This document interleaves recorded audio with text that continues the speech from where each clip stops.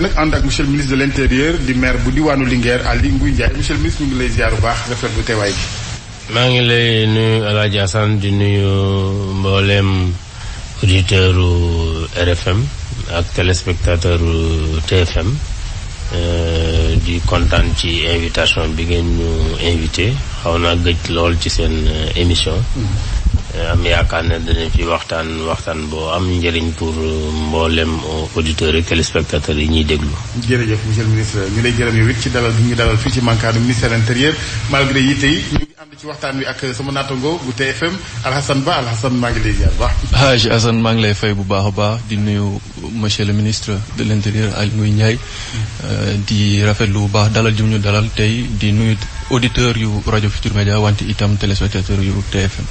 merci Alassane monsieur le ministre jamono yi wàllu coowal gilet ngir journalistes yi reporters yi surtout ci jamonoy campagne ak élection ñu dëgmal di présidentielle 2019 États-Unis amoon yéene baaxee journalistes yi Sénégal ay gilet séddale mi waroon ne ca daara ji di sësti ñu mujj ko niilal ci ay xibaar ci dogalu ministère intérieur yan leeral lañ mën a am ci fànn woowee. waaw merci beaucoup El Hadj Assane xam nga Sénégal dafa aussi nekk réew mu organisé. réew it mu wax dëgg yàlla man boppam ci wàllu élection parce que nag ren ji moo doon fukki at ak benn bu ñuy organiser élection présidentielle ci réew mi am nañu yaakaar ne gannaaw réew mi dafa am nu muy doxee kenn ku ci nekk sax am nga sañ-sañu am loo yéene réew mi maanaam réew mu ne waaye nag réew mu nekk dafa am nu muy fonctionner donc ci wàllu woowu dañuy jàpp rek ne li nga xam ne lii mooy initiative bi ambassade États-Unis jëloon jaarul d'abord ci anam yi mu waroon a jaare loolu moo tax nanguwuñu ko te it ma wax la ci wàllu élection vraiment yàlla def na bokkuñu réew yu bari suñu élection lépp li ci war naka jekk Sénégal daf koy dugal ci budget dégg leen fi benn yoon élection Sénégal ñu ne la benn réew financé na ci dara kon gëm nañu ne bu fekkente ne liñ ci doon jublu mooy pour ñu ràññee journalistes yi waxtaan naa ko léegi ak journalistes yi SYNPICS yi mais même loolu ñun mën na leen ci jàppale fekkente ne pour defar yu mel noonu la parce que gëm naa ne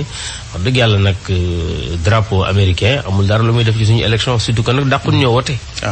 lan moo leen ci metti drapeau bi ci gilet wala liñ leen ci tàgguwul jaar ci yéen lépp ci la bokk c'est-à-dire que c'est un ensemble dañu nekk réew mu organisé tamit du ñu bàyyi nit parce que da nga jógee rek ci puissance bu mag nga jàpp ne boo ñëwee ci suñu réew yi loo neex nga def jàpp nañ daal que ne bu fekkente ne ñoom dañ ci doon jublu pour participer ci élection yi d'abord gëm naa ne am na weneen yoon wu waroon gën a mën a jaar ensuite bu fekkente ne également c'est pour ràññee journalistes yi yaakaar naa aussi que journalistes sax war nañ ko mën a jël seen bopp en charge même bu ñu ko deful aussi gëm naa ne ñun mën na leen ci dimbale te wax na devant journaliste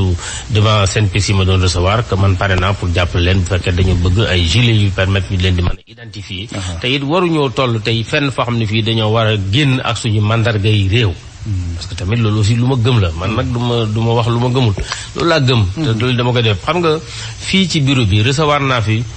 ambassadeur benn réew bu mag muy ñëw di wax suñu wàllu élection bi mu commencé wax ci wàllu élection dañoo bëgg jàppale dama ko coupé net ma ne ko ñoo leen njëkk a wote te dàqu leen ñoo wote te bari ki démb rek ngeen jël koo xam ne ki dañ ko wote démocratiquement seen réew ngeen dàq ko kon yéen mu leen leçon yi ngeen ñuy jàngal ci wàllu wote donc sur ça nag c'est man dama ci am ay positions yoo xam ne des fois day nekk position ferme mais c'est des positions mais du woon leneen te jàpp naa ne gannaaw objectif bi ñu bëggoon daal pour wan rek que ne aussi nag dañu nekk réew moo xam ne mii am na aussi sañ-sañu wax ci li ko concerné képp koo xam ne kii da nga bëgg a wax ci loo xam ne lii jàpp na ne amoo fi place ñu ne sa place que du fii du tere mën nga am feneen foo xam ne fi mën nga faa yëngatu loolu rek la waaye amuñ benn problème ak Amérique ambassadeur man xam la réaction des autorités américaines wala waxu leen ci ak ñoom. si man wax naa ak ambassadeur bi donc. naka lañ ko jëlee. ils ont annulé l'événement dañoo annulé événement bi simplement. amul tere gi nuñ ko jëlee ñoom. bon nuñ ko mënta jëlee daal man def naa li ma waroon def man loolu mooy li ma amal solo. Alassane. ministre ci sa kàddu sax wax nga ne mbir mi nu mu demee jaarut yoon bëgg xam rek bu fekkente ne ñoom itam jaaraloon nañu ko yoon ci jaarul yoon boobu surtout nga leeral ñu ko maanaam du loolu du ci am parce que bu jaarul yoon ça veut dire que ñun yëg nañ ko depuis le début danañ ko arrêté wala duñ ko arrêté mais jàpp nañ ne rek ni mu jaarul yoon man ci sama jëm bopp bi ma waxtaanee ak ambassadeur li ma wax moom def ne ma effectivement am na ci ñoom koo xam ne kii dafa waroon a liggéey ci biir mook CNRA man ci sama bopp man maa woo Babacar Diagne Babacar ne ma effectivement am na ko woon mais dellusiwaatut ndax seen shutdown bi xam nga shutdown gouvernement Amérique mooy bis bu ñu defee shutdown boo liggéey duñ la fay te ñoom boo liggéey duñ la fay duñ liggéey. voilà donc loolu moo tax kon donc ça veut dire que lëkkaloo bi nga xam ne bii waroon na ci am amu ci donc ñu xëy découvrir que non mënut a demee noonu. surtout monsieur le ministre beneen laaj itam dañuy doon faral di gis ay gilets yoo xam ne peut-être dañ ci doon gis mandarga Union européenne muy kuréel googu nekk ci biti réew ñu ci gis drapeau boobu. tey jii loolu yaakaar naa ne gilet observateurs yi la. c'est différent xam observateurs yi. xam nga leen di accrédité fi mu toll nii actuellement barki dem jot naa lettre Union européenne bu wax ne dañoo bëgg ñu accrédité leen bu leen accrédité il faut ñu am loo xam ne dañ leen koy ràññee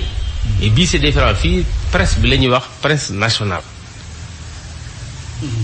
Très bien maintenant lan ngeen noppee def monsieur le ministre pour assurer la presse nationale comme vous dites karangeem. waaw recevoir naa léegi journaliste su Senpix ñu ñëwoon aussi mooy lu ma rafetlu parce que maa ngi lay bureau bu bees bi Bamba Kassé jiitu ko mu ànd ak ñi nga xam ne ñi ñoo ko fi jiitu woon pour wax effectivement que bëgg nañ ñu am seen kaaraange muy loo xam ne d'abord rafetlu nañ ko parce que tamit ñoom il faut nit ñi xam que ne seen liggéey li ñuy def presse mu ànd ak mu ñàkk ànd ci yam dafa war a fekkee war a mën a jottali li mu fekkee donc loolu mooy seen liggéey donc ci liggéey boobu des fois dañ koy def ci conditions yu difficile moo tax aussi ñoom ñu soxla ci kaaraange li ma leen wax nag mooy pour kaaraange gi puisque souvent ay occasions yoo xam ne yi mouvement de foule day bari lii gën a yombal kaaraange gi mooy ñu am lu leen ràññee parce que aussi am na solo c'est-à-dire que nit ki mën na laa xam ne journaliste la waaye foule bi mën na ko bañ a xam waaye bu fekkee ne am ngeen mbubb yoo xam ne yi dañ leen mën a ràññee mooy moo tax ci la indi ci wàllu gilet bi looloo ko dugal mais loolu indiwu leen fi man mii wax naa ne jël naa disposition pour jàppale leen ci loolu nga xam ne dañ leen ci mën a ràññee mu am mandarga Sénégal ba pare am également lépp loo xam ne li bëgg nañ ko ñoom ñu bind ko ci te muy leen di ràññee tamit te bu ñu defee loolu aussi danañ waxtaan ak autorités yi mu nekk les préfets waxtaan également ak les autorités police ak gendarmerie pour que ñu mën leen a ràññee mën a xam ne aussi ñii seen liggéey rek la ñuy def ci biir des fois ñu def ko ci conditions yi jafe mais nañ ci bàyyi xel bu baax a baax pour mën leen a protéger léeg-léeg sa gars yi itam takk dere ñu baal ma seen kër laa ne waaye dañuy fàllaxee rek de wax nañ fi barki démb mal ma nañ fi benn caméraman bu Walfadjri su ma juumul yu mel ne day faral di am nga gis caméraman bi xam ni kii kat ñëwul pour ngénte dafa ñëw pour def tasam xibaar nga dóor liif du grenade ko waaw loolu laa wax moo tax ma ne il faut ñu sensibiliser ñu xam ne ñoom seen liggéey la ñuy def seen liggéey li ñuy def xam nga kiy jël caméra moom du filmer lu mu gisul parce que li mu gis rek la mën a filmer kii jël photo aussi di filmer loolu donc te ñoom il faut ñu xam ne ñoom loolu mooy seen liggéey donc bu ko ñëpp xamee rek je pense que du doit te poser problème kenn ku ci nekk mën ngaa liggéey te pour autant doo gêner keneen ki mu liggéey c'est-à-dire tey jii nii mouvement de foule bu fekkee dafa am mais li nit ñi dawee moo intéressé journaliste bi fu mu jaar caméraman bi jéem ko jël ça c'est tout à fait normal boo liggéey maintenant mooy xool traitement ba mu cee mën a def donc il faut que ñu sóoraale que ni ci lii ñuy def ak fu ñu mënta faree ak kuñ faral ak kuñ faralul seen liggéey la ñuy def na leen ci protéger parce que it nag dafa baax pour réew mi ëllëg ñu mën a deltu ginnaaw xam ne lii xewoon na fi lii amoon na fi ak nii lañ mën a changer pour ba liggéey fekkante ne safaan la du dootu am justement ci wàllu image ndax sànq ni nga waxee daf may fàttali bien que ça n'a rien à voir waa RDC bi ñu fi amal élection fan yi ñu ne woy ñoom ingérence la ñuy ban am nañ maturité bu ñu defal seen bopp seen élection daanaka noonu ngeen waxee seen digg ak États-Unis ak réew mel ne mu ni mel Sénégal am na maturité démocratique bu koy may muy defi élection kon impression yi daf ciy baax ñuy bàyyi de bonnes impressions. waaw mais du question sax de toute façon ci wàllu élection moom wax dëgg yàlla sax ñooñu nga ñuy comparé quand même du nekkun ci même longueur d'onde mais ci wàllu élection ñun ñii quand même tukki nañ. fekk nañ élection même Amérique. xam na il fa am na yoo xam ne am na Amérique du am fii donc loolu lépp gis nañ ko mais c'est pas le plus important li am solo mooy amuñ benn problème ak benn réew actuellement même ci wàllu élection am na des élections yi léeg-léeg sax réew bëgg ñu dimbali mais ça dépend ci ban genre ndimbal il faut muy loo xam ne lii ñun nangu nañ ne mën naa nekk bu mënee nekk rek du amul benn problème vraiment actuellement amuñ benn d'ailleurs ambassadeurs yi yëpp bind nañ pour am ay observateurs pour ñëw xool ni ñu seet yooyu yëpp d'accord nañ ci ak ñoom mais bu fekkee dara dafa jaarul yoon relevé ci souveraineté nationale. oui là moom vraiment ko moom nañ jàpp ne duñ ko sax négocier. très bien ñu wax ci organisation élection yi ci bopp. wax ju bees moom ci yàgg nañu dem ci élection à chaque fois peut-être ñi nekk contre le pouvoir dañuy wax ne dañuy tentative de fraude il peut y avoir plusieurs raisons bu ngeen fàttaliku élection 2000. am na ñu ne woon duñu wote carte israélienne yi pourtant carte israélienne moo fi finalement moo fi jëlee Abdou Diouf. donc bi ñuy dem également élection bi la passé dégg ngeen coow li terewul malgré liñ ci coow le président Abdoulaye Wade bi ko réew mi soxlaatul ci réew mi ci bopp réew mi jëlee nañ ko fi te amul benn difficulté fii également li am solo c'est pas man peut-être danaa coordonner danaa impulser mais man jour vote bi sama carte rek laa mën a am mënuma wote ak beneen carte. donc direction générale des élections ak DAF ñooy direction yi nga xam ni ñooy ñii kii yor jumtuwaay yi pour ñu mën a organiser élection ay fonctionnaires chevronnés lañ. xam nañ seen liggéey nañ am na ci ñoo xam ne ba ñuy dalee liggéey man boobu sax politique intéressé wu moon ñu ngi ci élection yi ba néegéen te wax dëgg yàlla. ñu ngi koy def boobu xam ne bii ñëpp naaw nañ ci ñoo fi nekkoon ba ñuy wax carte israélienne yi. ñoo fi nekkoon également 2012 te lu mujjee benn bu nekk moo jénn alternance. donc vraiment loolu bon. ñun dañ koy dund sereinement vraiment ci nit ñi waxee di organiser élection tout ça là je comprends comme li ma. mais est-ce que du la pousser quelque part ci un défi personnel nga ne. dinaa organiser élection yoo xam ne. non c'est-à-dire que président de la République moo am prérogative désigner ñu fii ñu fi désigner bu ñu fi jëlee yóbbu ñu feneen ñu dem ak beneen mission.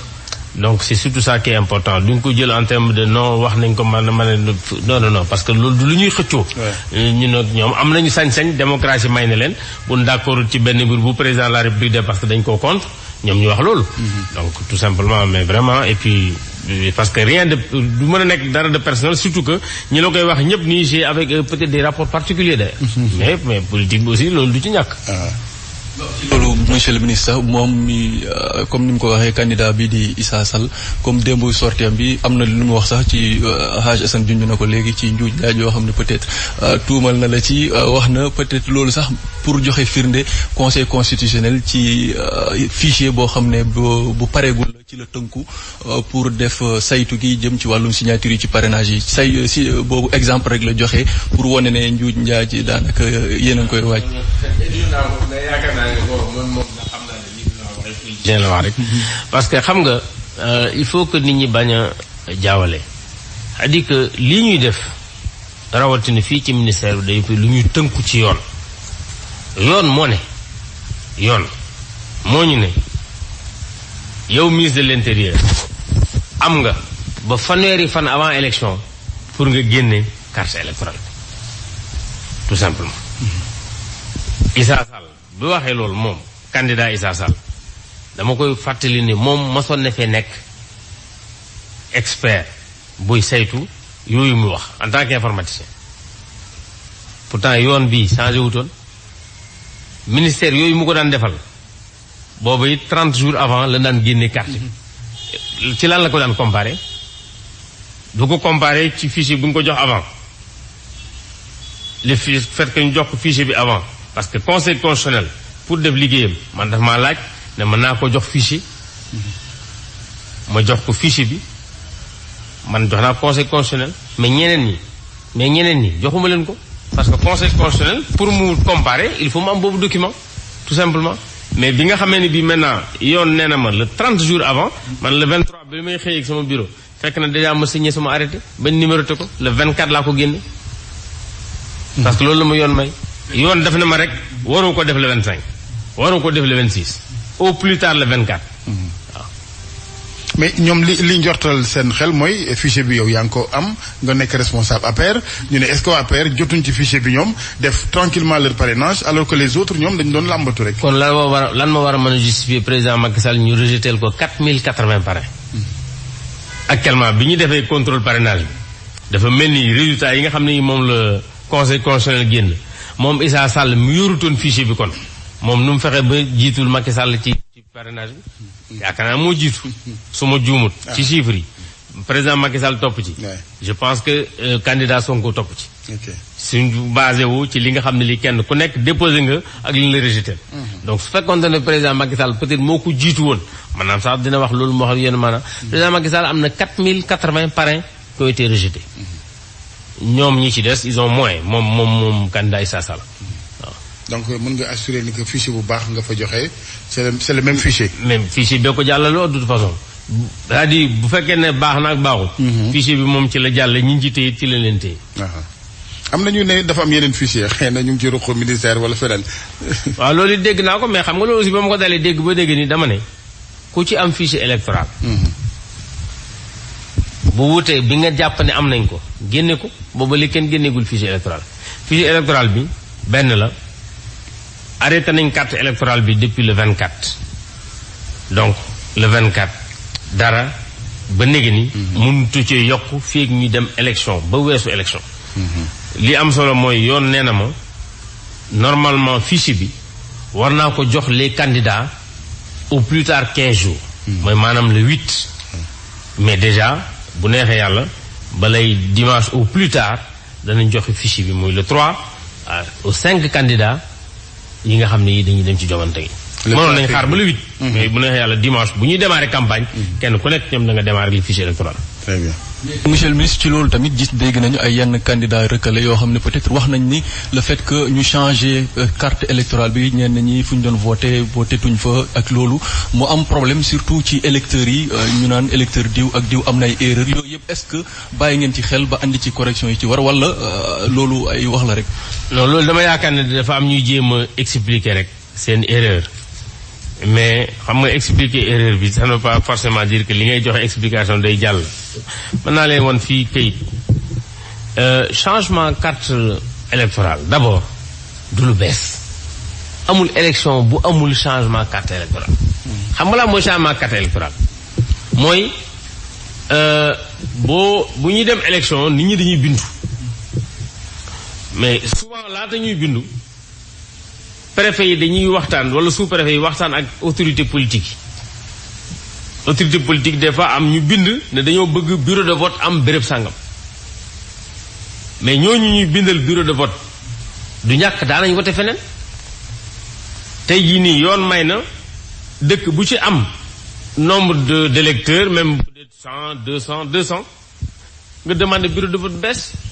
donc bu fekkente ne tey jii nii da nga daan jógee distance 10-15 kilomètres xam nga nit ñi souvent dañuy wax rek bu ñuy am image de Dakar la ñuy am mais bari na fi tey ñun ñi nga xam ne dañuy dëkk ci àll bi gis suñuy militants yoo xam ne dañuy voté yi des fois 15 kilomètres 20 kilomètres mais ñooñu à chaque fois ñuy bindu ñoom dañuy demander bureau de vote bu ñu fekkente ne seen nombre yokk na ñu étudier bu fekkee war nañu am bureau de vote ñu defal leen bureau bu bees kooku même bu dee benn bureau la day indi changement ci carte électorale loolu da koy am bi ci des nit ñi sax mën nañu bañ a demander mais ñu remarqué ci fichier bi que ne bari na ñoo xam ne ñi ngi jógee benn bërëb di voter ci beneen bërëb bu gën a sori objectif bi mooy nañu rapprocher nit ñi fa ñuy voter dama lay jox benn exemple bu gën a leer France boo fa demee Paris am na dëkk yoo xam ne yii muy dëkk yoo xam Paris la naan wote waa Nantes naan ñëw ba Paris di wote waa Mulhouse danaa ñëw ba Paris di wote Mantes-la-Jolie danaa ñëw ba Paris di wote bu ñu remarqué ci fichier bi bari nañ te ñoom ñi fa nekk bëgg ne dañoo bëgg bureau bi jege leen dañuy jël bureau yi naan wote Paris ñu tas ko jël regroupé ñi dëkk naan Mantes-la-Jolie defal leen fa bureau parce que ñun danañ xam adresse fi mu ne yëkkati ñi nga xam ne Nantes lañ jógee defal leen bureau Nantes loolu bu ñëwee changé woo région changé woo pays waaye changé nga bureau de vote ndax indi na bureau bu la gën a jege comme ni nga mën a jógee yow fii dox sa école bi sa wetu ginnaaw kër nga wote mais ñoom aussi ne leen may possibilité boobu donc loolu rek mooy waral des fois léeg-léeg sax nga gis ci bureau de vote parce que bariwul nit ñu bindi ko mu nekk ci mii réew ñu inscrire ko ci beneen réew donc loolu aussi parce que ba ñu bëgg sénégalais bu ne voté mais bu fekkente ne ñi nekk ci beneen réew bi dem nañ ba bari c'est-à-dire bu ñu matee ñaari téeméer mën na leen ubbil bureau de vote donc loolu mooy waral changement yi ci am mais lii ëpp fii ci biir Sénégal su amee rek souvent c'est parce que am na ñoo xam ne ñii sori woon nañ bureau de vote wutal na leen bureau boo xam ne bii day mu gën a jege ñaari façon nag moo ci am dafay am wutin boo xam ne bii bu ñu ko créé mën na tax ñu changer carte électeur yi am na yoo xam ne yii duñ ci changer carte électeur par exemple bu ñu jëlee ñi nga xam ne ñi peut-être changer nañ bureau de vote yëpp boo ko xoolee 53 000 et quelques personnes le touché sur un fichier de 6 millions 600 et quelques mille. juróom junni ak ñett la ci touché. ci fichier boo xam ne dem na juróom benn million ak presque juróom-ñaari téeméer. donc loolu mooy incidence bi ñuy wax nii am na ci léeg-léeg ñu changer sax carte bi parce que doon nga def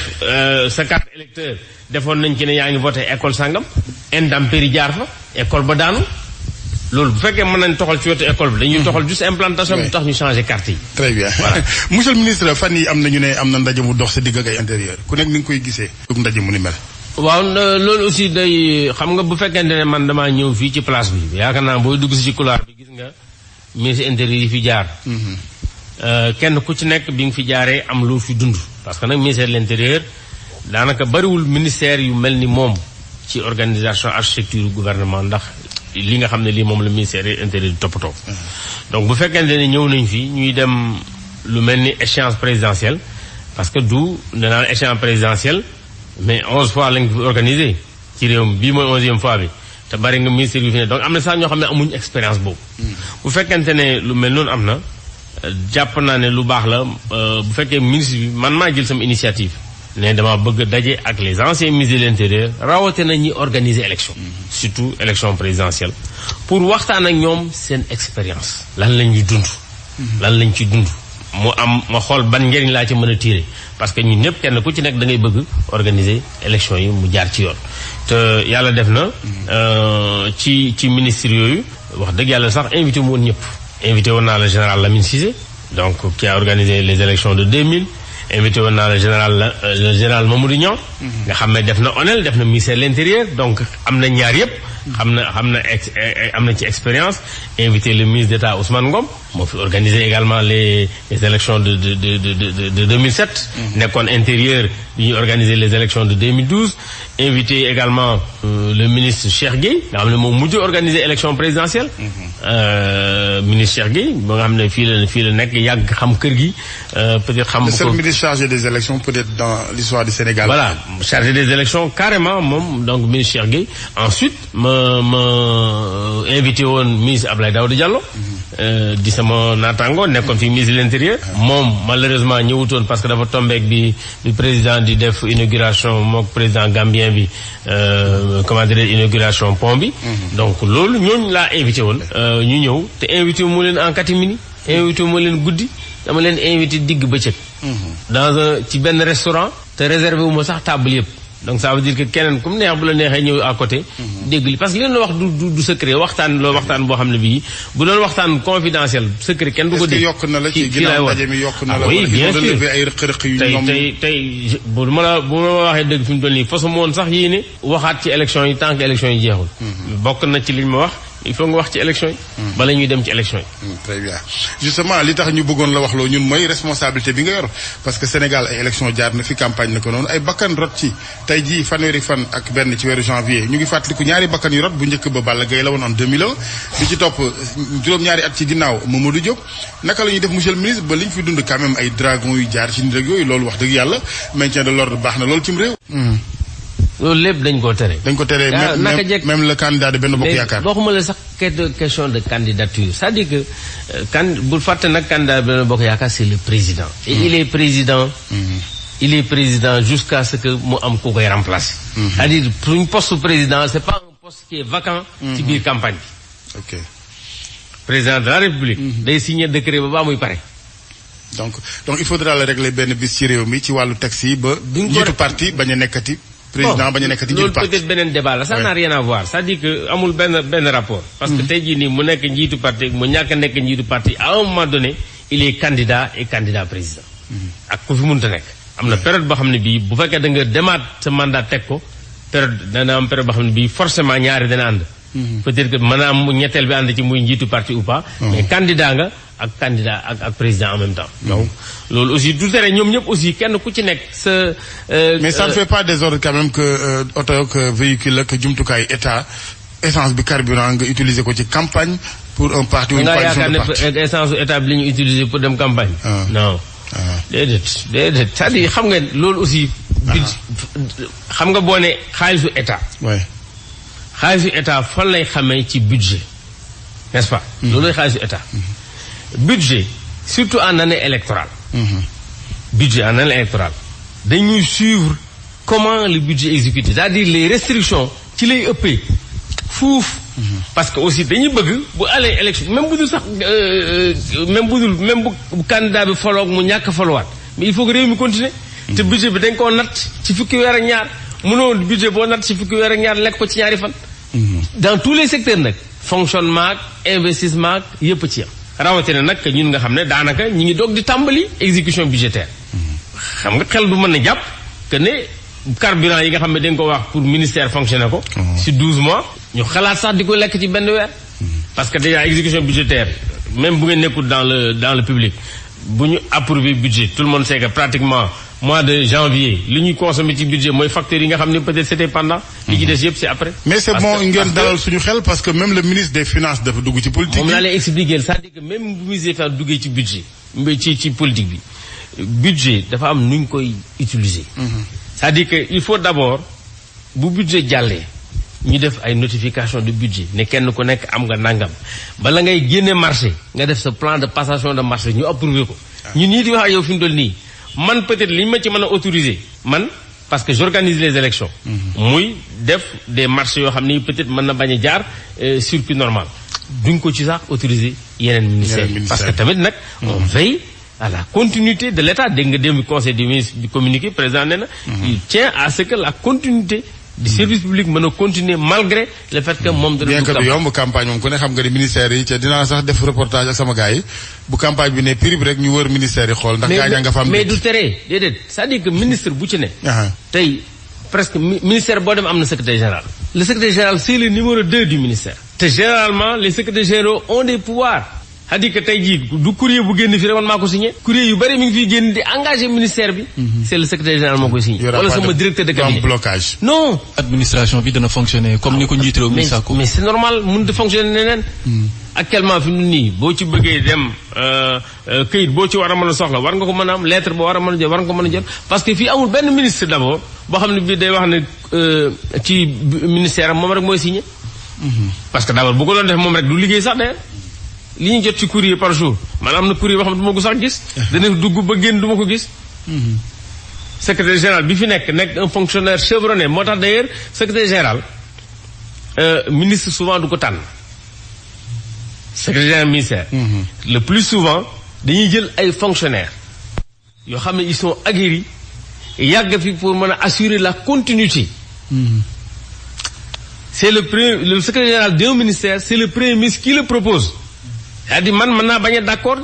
ci ki ma proposé mais premier ministre bu ko proposé comme le président signé le décret secrétaire général bi moom moo dafay nekk maanaam la mémoire ma dem ak ma bañ a dem ak moom dafay war a nekk pour assurer la continuité de l'État mbaa du am ay blocage à ce niveau ndax bu fekkee ni indil nañ la koo xam ne du yàq tànn contre ton gré par exemple c'est juste un exemple pas yow mais de façon générale les ministres mais ils n'ont pas le choix c'est-à-dire que le secrétaire général est choisi d'ailleurs boo gisee décret bi ko nommé on dit sur proposition du premier ministre ok donc maintenant boo ci d'accord rek boo ci d'accord en tout cas yoon moom la may mu tànn premier ministre d'ailleurs premier ministre man toog naa conseil des ministres ni secrétaire général mën a yëguma ko président da ko jël teg ci côté man fekkee naa ko waaw très bien impression bi administration Sénégal joxe parce que daf ñu leen tuumaal il y a trop de politique dañuy politique ñëpp tout le monde muy la mayo est-ce que dinañ am administration bu tëddee njaaxaanaay mais loolu mënut a nekk parce que administration Sénégal ay sénégalais lañ am nañ sañ-sañu wax seen doxin seen gis-gis ci doxinu réew mi par contre rek am na ci administration bi ñoo xam ne ñi peut-être jekkul ñuy politique donc bu ko yoon teree duñ ci ne mooy tey magistrat yi ci administration lañ bokk ñu politique mooy tey takk der yi duñ politique parce que yoon may leen ko inspection d'État yoon may leen ko donc am na ci corps de contrôle yoo xam ne yoon may leen ko peut-être que est-ce que dañ ko war a yemale foofu est-ce que dafa war a jàll mais ça c'est autre chose mais en tout cas mënoo tere administration Sénégal parce que administration sénégalaise nag boo ko dindi woon tey ci politique dana jafe nga gis ku jiite du ko doxal politique Sénégal. seen émission yoon yi lay fàttali mbokk yi moom ngeen di déglu ci RFM ñu ànd ci ak Alassane Ba sama naataango bu TFM di dalal monsieur le ministre de l'Intérieur Aly Ngouille Ndiaye. monsieur le ministre Benno Bokk Yaakaar mbootaay ngeen fari dafa mel ni fan yi mbooloo rek ngeen soxla ba ci transhumance bi nga xam ni bu ma juumul en 2012 bu ngeen di ñëw bokkoon na ci la ngeen doon ngàññi quand même ba ñu foogoon ni bu ngeen ñëwee def rupture baat ce fameux mot bu Ablaye Macky Sall falo rupture. man du ma wax sax ci affaire wax dëgg yàlla Benno Bokk Yaakaar président Macky Sall dafay dem élection ak ñeneen kenn ku nekk da ngay wut ay nit ñu lay woteel. nit ñi ñooy wote keneen du wote. nit ñuy wote nag diggante ñaari élection mooy ñi inscrire woon ak ñi ci yokk diggante ñaari élection ñi inscrire woon ak ñi ci yokk donc bu fekkente ne am ngay nit ci benn élection bëgg koo yokk ci beneen élection la nga mën rek mooy seet ña bindu woon ak ñi ci yokk nga dem seeti leen xam nga par contre li ma gën a jàpp man parce que man du ma sax wax dëgg yàlla faral di utiliser le mot transhumant parce que man dama jàpp plutôt que alliance politique nag mënoo ne ay nit bu ñu bokkee gis-gis du ñu ànd parce que mënuñu aussi ne xam nga bu fekkee dañuy jël principe bu transhumance nga ne mooy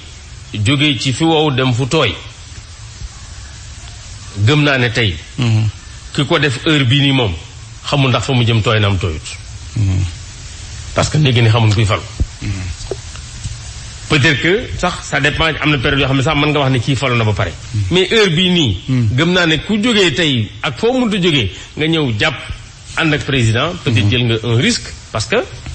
xamoo ndax dana falu. ça dépend aussi ci waxaale la ngeen waxaale. ak loo mënta waxaale. ak avance ba nga dugg jël. naan ko jël avance bëri. bu foogee loolu parce que man xam naa d'abord président Macky Sall en tout cas je le connais peut-être mieux que les autres parce que les autres jegewuma leen woon. man xaw ma woon maanaam yeneen président yi. parce que man c'est avec président Macky Sall que laa commencé politique. donc xaw ma woon ñooñu. mais li ma xam daal mooy gisuma fi ku fi ñëw ñu lay jox xaalis pour nga ñëw te gëm naa it nag aussi il faut nit ñi respecter. les politiques. parce que bu nit ñi jàpp ne politique xaalis rek moo ci dugal nit il se trompe. bari na ci ñoo xam ne ñii seen lépp li ñu ñàkk politique moo leen ko xañ. politique des fois nag mën nga ci dugg mu doonam natt. mais le problème mooy weddi gi ñuy weddi seen i ngëm-ngëm ndax nag nit ñi fentuñu dañoo fi dégg ay waxi démb waxi bërki démb ak waxi tey mu safaanoo. d'accord c'est-à-dire nit ki pour nga jàpp ko da ngay xool ndax waxi démbam dëppoo na ak yu tayam. waaw mën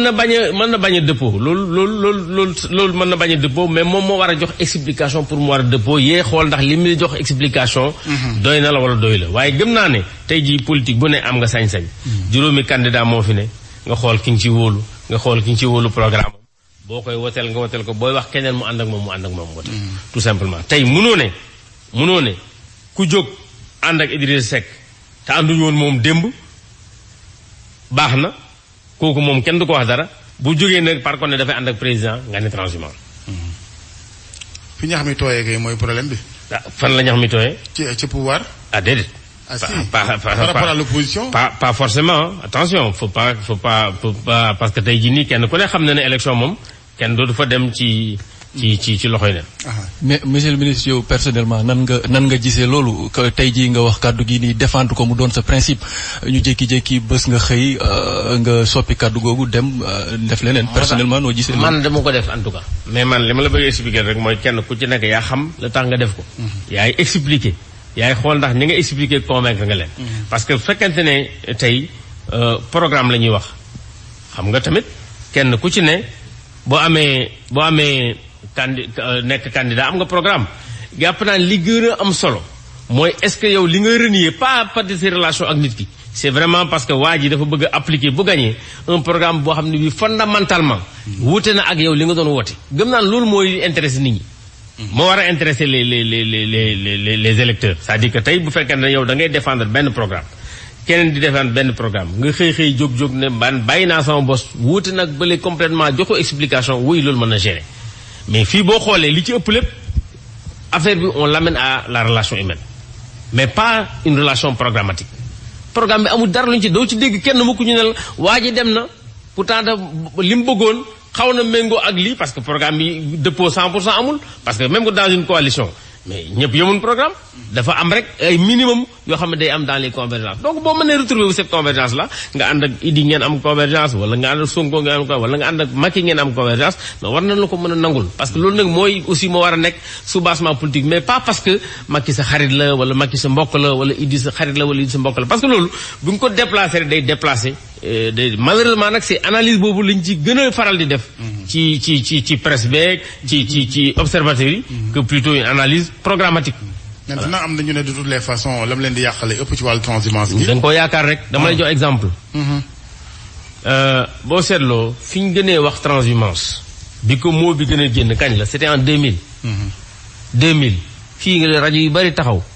wax ne Djiboka bi mu demee soutenir yàlla na ko yàlla yërëm. bi mu demee soutenir président Diouf ay électeurs am toppuñ ko mais boo demee xool statistique 2000. mais demal xool foofu électeur Djiboka ndax toppuñu Abdou Diouf. les meilleurs scores du président Diouf fi Djiboka nekkoon la am man maa la wax lii. parce que quand même Linguère bokk na ci meilleur score Abdou Diouf au deuxième tour de 2000 et c'était là le fief de Djiboka. ñeneen ñi nag mooy ñiy wax ci rajo yi rek mooy bëriwuñ vraiment ay nit. mais tout le temps ñi sont là. prompt à faire des commentaires. mais li ma la wax yaa ngi kañ transhumance de. yaa ngi déedéet kañu ma ko non man xam nga man du ma wax lu ma gëmul. kañu ma ko dama la wax expliquer rek dama wax des faits. c'est-à-dire bu leen wax ne bu nit demee nit duñ ko topp ba c'est-à-dire loolu da nga ciy teg firnde. wala tegoo ci firnde nga ne analyse baa ngi nii man li ma la wax chiffre laa la jox. dama ne la en 2000 quand Djibo est parti soutenir Abdou Diouf boo demee fiefu Djiboka Abdou Diouf lañu woteel. très bien li may wax nii résultat yi du lu ñu làq ne ko dem seeti ku bëgg nga dem seeti ko. d'accord monsieur le ministre ñu wax suñu sécurité parce que naam yéen am ngeen ñu leen garder ay giri seen buntu kër yi mais y a trop d'agression dans ce pays bu ñu nee insécurité kilifa yi yore police bi ne déet ne du insécurité donc on joue un peu avec les termes mais li wér daal mooy kenn ñimeetul fee génn yenn heures yi kenn ñimeetul jël mbedd yenn yi kenn ñimeetul seetaani lamb kenn ñimeetul seetaani fekkee fin de match naka lañ mën a amee yaakaar ci ministre intérieur mu yokk foofu. taxawaay bon insécurité bi moom kenn du ne amu fi. loolu kenn mënu ko wax d'abord amul ci benn réew bu mu amul réew yu ñu ëpp doole sax ëpp ñu moyen fuuf am nañ insécurité il faut simplement ñu jéem a à chaque fois def ay effort li la mën a wax rek mooy président Macky Sall kenn ku ne xam na ay defoon na ay effort yu am solo pour insécurité bu wàññeeku ci réew mi li koy wàññi nag déjà benn bi mooy force de sécurité et de défense nga renforcer l'effectif li koy wàññi mooy nga jox leen matériel te yàpp naa ne kenn ku ci nekk man wax naa fi bi sax benn émission bés boo dindi woon tey ci force de défense et de sécurité li nga xam ne moom le président recruté dafay des du bari kon loolu aussi ñu ci def effort yu am solo pour que police ak gendarmerie surtout gën a mën a présent fépp foo xam ne fii Sénégal yi ñu ngi fa ne rawatina nag foo xam ne fii dañ fee dajaloo. monsieur le ministre peut-être benn question rek kilifa nga biir Alliance pour la République maire fële ca Linguère gis nañ ne peut-être ci dans les régions installation comité électoraux yi dafa doon loo xam ne peut-être jur na pëccoxoo ñu gis ñaari comité régionaux ak électoral plutôt ci ay gox yu ci mel ni peut-être Tamba wala feneen ak feneen exemple rek la tey jii en tant que kilifa bokk ci APR surtout ngeen soxla une unité autour de votre candidat Macky Sall noo jàngatee loolu. mais loolu moom lu ñuy ñaawlu la rek mais li ñuy ñaawlu la c'est vrai que li ko waral mooy peut-être problème de structuration parti bi et aussi des fois manque d'ouverture bi yenn leaders yi am pour que ñëpp war a mën a yaatal mais élection présidentielle élection benn nit la donc gëm naa ne c'est vrai que bii li ko waral mooy élection locale bi gars yi gis en perspective kenn ku nekk bëgg ci feeñ comme ni ñu feeñoon un peu ci parrainage bi mais yaakaar naa ne kenn ku nekk da nga war a bàyyi sa intérêt bopp pour jiital intérêt sa candidat muy chez nous comme mu nekk également au niveau de l'opposition parce que même au niveau de l'opposition maintenant on n'a pas les mêmes problèmes mais du ñàkk lu mel ni dafa am parce que kenn ku nekk day bëgg même bu fekkee ki mu faral opposition la bëgg naa feeñ pour que bu aji gagné xam ne fësoon naa mais loolu politiciens yi loolu fiiraangay politique la rek maintenant du tere aussi dans les partis dans les états-majors les gens trouvent le moyen de gérer c'est vrai qu'avec le parti au pouvoir fi la résonance bi ëppee mais c'est pas uniquement le parti au pouvoir ñun je me rappelle quand on était en 2012 dans l'opposition mais c'était pas aussi simple d'avoir un bureau comité électoral à Linguère mais on a pu dépasser ça parce que généralement coow la loo xam ne aussi coowal fii ak dimanche la bu altine yi kenn ku ne nekk ci terrain bi gëm naa ne kenn ku ne da nga fàttaloo di nga tal leneen ñu ngi ci jeextalu émission monsieur le ministre ñu ngi lay gërëm en tout cas démb la woon conseil des ministres bu mujj laata présidentielle gi ak la cay topp ak toppaat xam naa gars yi fuye nañ leen ndax ministre yi amul ñu fa dugal ay saafara ak yooyu ci dernière ak nu ngeen dundee c'était quoi l'ambiance? Non, c'était vraiment machallah de d'abord dañuy sant yàlla parce que yàlla def na peut-être ñun ñoo ngi woon ci premier conseil des ministres du président Macky Sall. yàlla defaat ñu nekk ci dernier conseil du président Macky Sall pour son premier septennat. Vraiment, dañ ko vivre avec une très belle ambiance. En se disant que maintenant ñun ñu ànd ak président Macky Sall nañ dem à la conquête des suffrages. bu yàlla defee président gañewaat bu ñëwee moom mooy xool kan ci ñun mooy dellusi. kan moo du dellusi mais vraiment on l'a vécu dans une très belle ambiance. avec confiance wala. oui ci ne sa morom faisons attention yëf yi du yomb. ah non élection du yomb. élection c'est-à-dire il faut que ce soit très clair. élection elle n'est jamais gagnée d'avance. Ça le président Macky Sall lui-même le sait. te loolu la invité en tout cas ñëpp ñu ko àndal bu kenn toog ne c'est gagné d'avance. une élection n'est jamais pliée d'avance. nit ñi yaa war a dem ci ñoom. wax leen li tax ñu war la woteel. maa ngi fàttaliku. kaddu gu mu waxoon président Macky Sall à l'époque candidat. bi nga xamee ni bii booba da doon wut réew mi. ñii ne dañuy boycotter. ma woo ko ne ko dama laa soxla. ma ñëw. mu ne ma pour lan la woon. ma ne ko damaa dégg ñu ne. naru leen a dem campagne. ndax obélisque gii ngi neen ko la. ma bëgg la laaj nag fan ngeen xëyal Sénégalais yi. ba yaakaar ne bu ngeen toogee seen kër ñoom ñu war leen woteel. bu fekkente ne loolu nga nar a def. man de bëgg naa ci teel a xam dara comme ça man ma dellu sama bureau liggéey. lan ma waxoon à l'époque. décision bi de gars yi jël nañ ko. waaye jàppal ne. talaata ma tàmbali sama campagne électorale. parce que dimanche doon tàmbali. te loolu laa ko gis mu nekk ci ba léegi ni il est sur le terrain. nit ñi boo bëgg ñu woteel leen. yaa war a dem sur le terrain. très bien. loolu mooy li am solo. très bien amoon naa yéene ci terrain boobu ñu dem ba Linguère gi nga nekk maire dinañ ma mere waa Linguère sama dëkk bi maa ngi leen di ziar ñoom ñëpp mais xam naa une prochaine fois. yow nag à chaque fois bu ndajee nga wax ma loolu parce que waa Linguère la peut-être que waa Linguère xamu ne yow Linguère nga juddoo. waaw moo tax ma bokk fa. mais j'espère que def nga fa dara lu baax. lu bari macha allah man moom dégg ci wàllu réalisation. waaw mën nga fa dox bëccëg. bokk maire yi ñëw guddi. man damay dox bëccëg man damay dox Linguère. man amu problème. alhamdulilah monsieur le ministre ñu ngi lay gërëm vraiment ni ñu ko waxee sànq jot bariwul surtout élection yi la dénk di am yaakaar rek lépp lalu ci kaaraange ak jàmm ngir réew mi nag. ci yàlla def li gën ci réew mi ñu ngi lay gërëm baax la sax. jërë ngeen jëf merci. mu nekkoon mbokk yi seen émission yoon wi ak monsieur le ministre de l'intérieur Aly Ngouille Ndiaye maa doon ceeg Alhassane Ba bu TFM ci technique bi Abdoulaye Diop El Hadj Assane Gueye ci micro bi Thierno Laurent Mendy ci wàllu caméra incha allah di ngeen ci am ay séquences ci émission bi seen télévision Futurs Médias ngoon incha allah.